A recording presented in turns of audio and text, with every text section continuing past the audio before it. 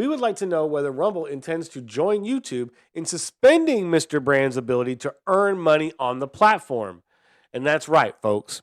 You heard it right there. YouTube has already demonetized Russell Brand. And the UK government, okay, the UK government is trying to silence and cancel Russell Brand now. Hello, all you beautiful and amazing people. Thank you for tuning in and welcome to the show. If you're new to the channel, I'm your host, Hyde, and this is Hide and Seek Media, where we try to bring you a blue-collar, common-sense perspective on news, sports, current events, and so much more. So today, I want to talk about Kevin McCarthy and his failure to get individual spending bills passed and what it means for him in the future. Also, I want to talk about the targeting of Russell Brand by the UK government on trying to stop him from making money on Rumble as a result of his outspokenness against the political machine that is trying to turn this world into a one world government. So first, I want to jump into this story that we have about Russell Brand. I got this here from timcast.com, and it says, UK government asks TikTok and Rumble if Russell Brand is monetizing content. Culture, Media, and Sport Committee Chair. When people in power are aware of rumors or stories, yet don't act, then a culture is allowed to permeate. A committee for the United Kingdom's House of Commons has asked TikTok and Rumble if broadcaster and comedian Russell Brand is monetizing his content on their platforms. A request comes days after a joint investigation conducted by the Sunday Times of London and Channel 4 brought forth allegations that Brand has committed rape, sexual assaults, and emotional abuse. Now, obviously, this is their tactic, right? This is what they do every single time they want to go after somebody. They did it with Trump. They've done it with a number of other people that you can think of. Every single time they want to silence somebody, it's allegations of rape or sexual assault. And yet, most of the time, it's allegations that come decades after they supposedly happen. Now, according to some sources, a lot of these allegations that are coming out about Russell Brand are coming from 20 years ago.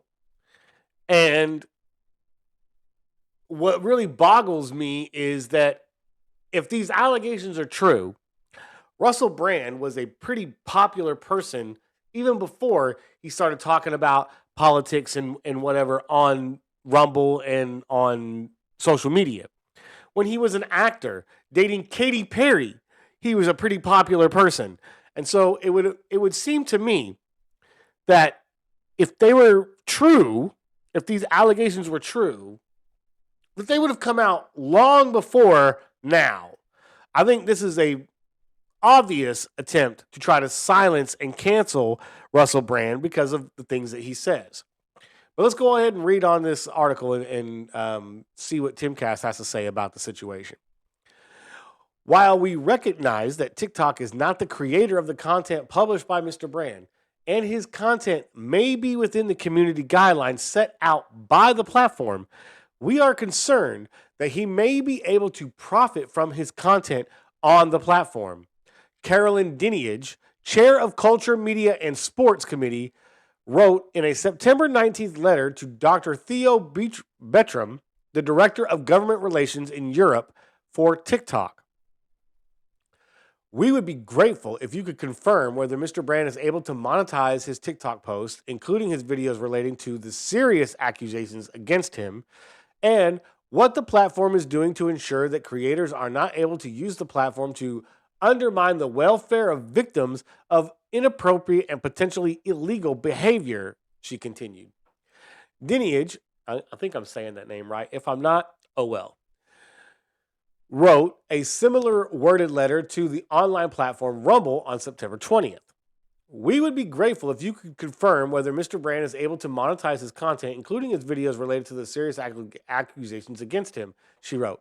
If so, we would like to know whether Rumble intends to join YouTube in suspending Mr. Brand's ability to earn money on the platform. And that's right, folks. You heard it right there. YouTube has already demonetized Russell Brand. And the UK government, okay, the UK government is trying to silence and cancel Russell Brand now. Do you guys need any more proof that these people don't give a shit about you? That these people, all they want to do is silence you and let the sheep run right over you? When are you people going to listen and wake up? This kind of crap happens to everyday people all the time.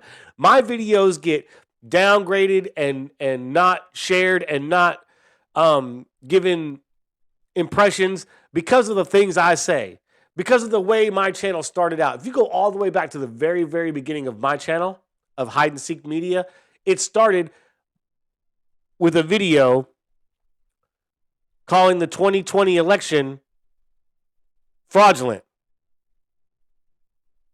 That was my very first video on this platform. So you can imagine the kind of content that I've put out there that has gotten my channel deranked and to where I don't get impressions and get the views that I should be getting on a lot of these topics that I'm talking about. But it's because of the views I have on those topics. Now let's get back to the article. Rumble posted a response to the letter, which the platform called extremely disturbing, on X, formerly known as Twitter. Just yesterday, YouTube announced that based solely on these media accusations, it was barring Mr. Brand from monetizing his video content. Rumble stands for very different values. We have devoted ourselves to the vital cause of defending a free internet, meaning an internet where no one arbitrarily dictates which ideas can or cannot be heard or which citizens may or may not be entitled to a platform. We regard it as deeply inappropriate and dangerous that the UK Parliament would attempt to control who is allowed to speak on our platform or to earn a living from doing so. Singling out an individual and demanding his ban is even more disturbing given the absence of any connection between the allegations and his content on Rumble.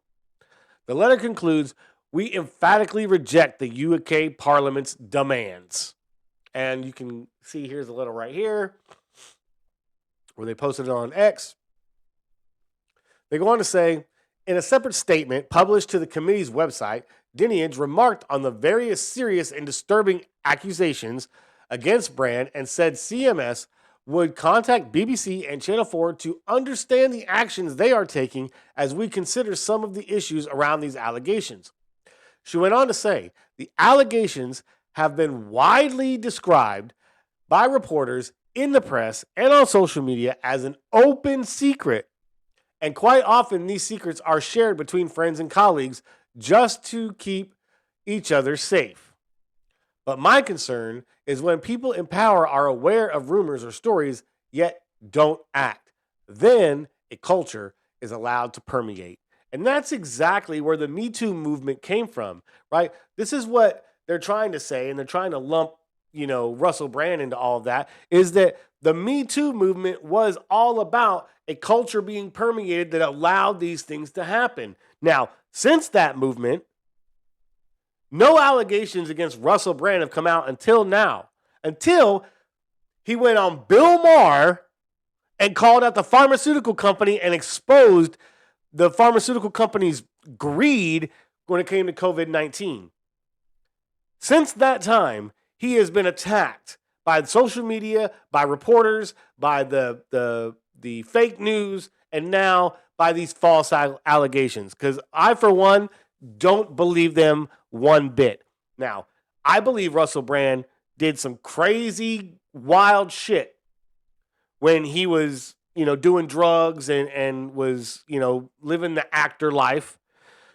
So we can all acknowledge that these allegations are probably false. There's probably really no truth behind them at all.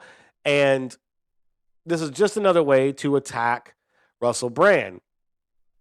When really, what we need to be doing is going after these sorry politicians that are in office right now instead of, people who are speaking out against those politicians.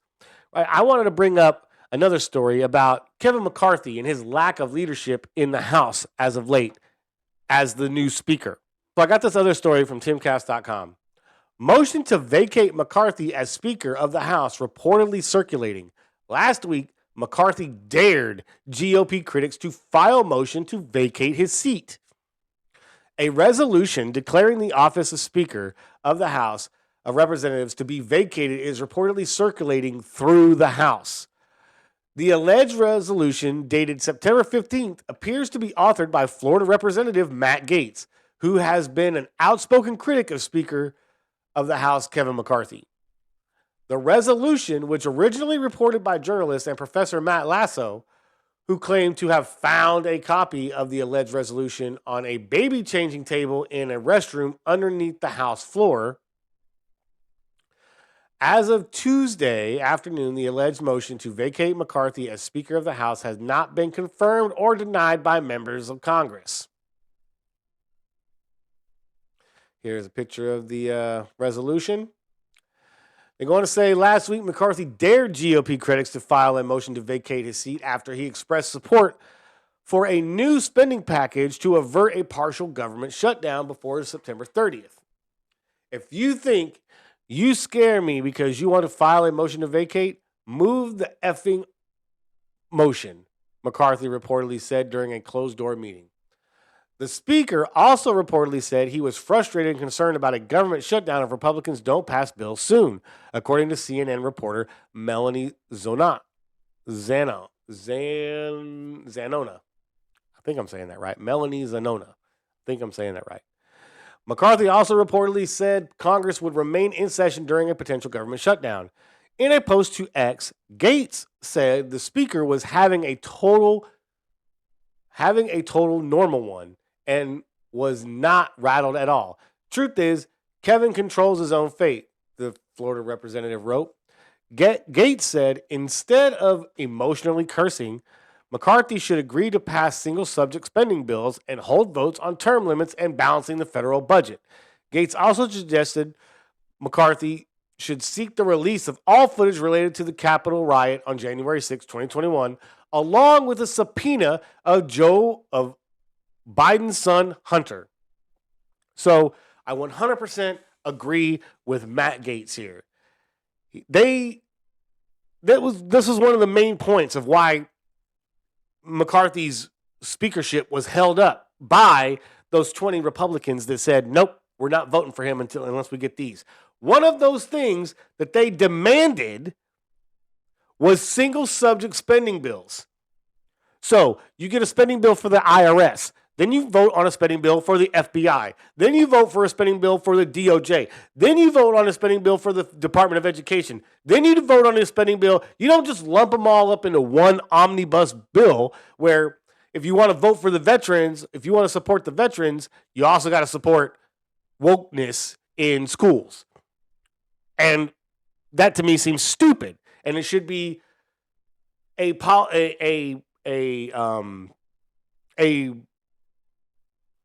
not a policy, but it should be a practice. I'm sorry. It should be a practice that is done away with 100%. There should be no reason why we are doing omnibus spending bills when these people have all the time in the world to do these votes, but they're just too busy out doing fundraisers and getting paid by all these lobbyists to make sure that the bills they want passed is passed and not these single subject spending bills. Matt Gaetz isn't the only one standing up against this stuff, right? I also found this story from the Daily Wire. Rand Paul announces he will oppose any federal funding package that includes more Ukraine aid. And that is one of the big talking points that a lot of people I talk to are against, and that is sending more money to Ukraine. It is obvious that all the billions of dollars that we have sent to that country is not helping them beat Russia. As a matter of fact, there are some reports out there that say Russia's already won the war and that Zelensky is just doing this to keep lining his pockets with federal money from the United States government. I'm not saying there's any truth to that, but if you look at it, it kind of makes sense, right? It kind of makes sense. But let's go ahead and read this article from the Daily Wire and see what they got to say. So it says Kentucky Republican Senator Rand Paul said he would move to hold up any spending bill providing more money to Ukraine as the deadline for Congress to fund the federal government. Wow, fuck. Okay, so Kentucky Republican Senator Rand Paul said he would move to hold up any spending bill providing more money to Ukraine as the deadline for Congress to fund the federal government approaches. Paul, a frequent critic of foreign aid, announced on Wednesday that he would not allow an expedited funding bill that includes financial support to Ukraine to make it quickly through the Senate. Today, I am putting congressional leadership and Joe Biden on notice that I will oppose any effort to hold the federal government hostage for Ukraine funding. I will not consent to expedited passage of any spending measure that provides any more U.S. aid to Ukraine. In an op-ed published on Wednesday, Paul said he had concerns over what approving more aid would do to the national debt and voiced skepticism about U.S. strategy and interest in Ukraine. When will the aid requests end? When will the war end? Can someone explain what victory in Ukraine looks like? President Biden certainly can't. His administration has failed to articulate a clear strategy or objective in this war, and Ukraine's long-awaited counteroffensive has failed to make meaningful gains in the East.